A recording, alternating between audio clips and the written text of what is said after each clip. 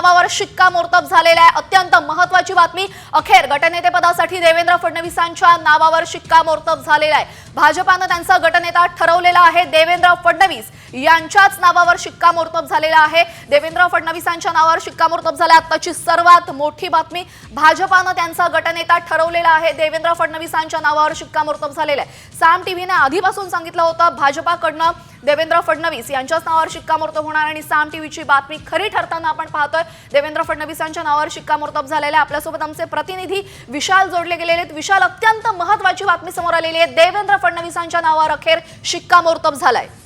नक्कीच देवेंद्र फडणवीस यांच्या नावावरती आता शिक्कामोर्तब झालेले आहे। कोर कमिटीची जी बैठक झालेली आहे, सर्व आमदारांच्या बैठकीच्या अगोदर एक कोर कमिटीची बैठक झाली। त्यावेळेस भाजपचे जे निरीक्षक आहेत दिल्लीवरून आलेले, निर्मला सीतारामन असतील, विजय रुपाणी असतील, हे देखील उपस्थित होते आणि याच बैठकीमध्ये देवेंद्र फडणवीस यांच्या नावावरती जो आहे तो शिक्कामोर्तब झालेला आहे। गटनेतेपदी त्यांच्या नावावरती शिक्कामोर्तब झाल्याची माहिती जी आहे ती समोर येते। कोर कमिटीमध्ये हे नाव निश्चित झाल्यानंतर आता सर्व आमदारांची, जे निवडून आलेले सर्व आमदार आहेत ते हॉलमध्ये बसलेले आहेत आणि थोड्याच वेळात या ठिकाणी संपूर्ण कोर टीम येईल आणि त्यावेळेस या सर्व आमदारांसमोर आशिष शेलार जे आहेत ते अथवा चंद्रशेखर बावनकुळे ह्या दोघांपैकी एक व्यक्ती जे आहेत ते देवेंद्र फडणवीस यांचं नाव समोर ठेवणार आहेत आणि त्यानंतर त्यांच्या नावाला अनुमोदन देखील दिलं जाणार असल्याची माहिती जी आहे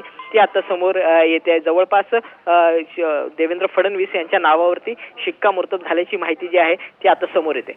जी नक्कीच, धन्यवाद आपण दिलेल्या माहितीबद्दल। तर प्रस्ताव कोण ठेवणार आहे या संदर्भातली माहिती आपल्याला मिळालेली आहे। मुनगंटीवार किंवा चंद्रकांत पाटील या संदर्भातला प्रस्ताव ठेवतील आणि त्यानंतर भाजपाचे जे नवनिर्वाचित आमदार आहेत ते सर्व बहुमताने या प्रस्तावाला होकार दर्शवतील आणि त्यानंतर निश्चितपणे त्यात अधिकृतपणे देवेंद्र फडणवीस यांच्या नावावर शिक्कामोर्तब होईल। मात्र जी कोर कमिटीची जी बैठक झालेली आहे त्या कोर कमिटीच्या बैठकीमध्ये देवेंद्र फडणवीस यांचं गटनेतेपदासाठीचं नाव निश्चित झालेलं आहे। गेल्या 5 वर्षांची जर आपण कारकीर्द बघितली देवेंद्र फडणवीसांची, तर एक प्रकारे त्यांचा डाऊनफॉल सुरू होता।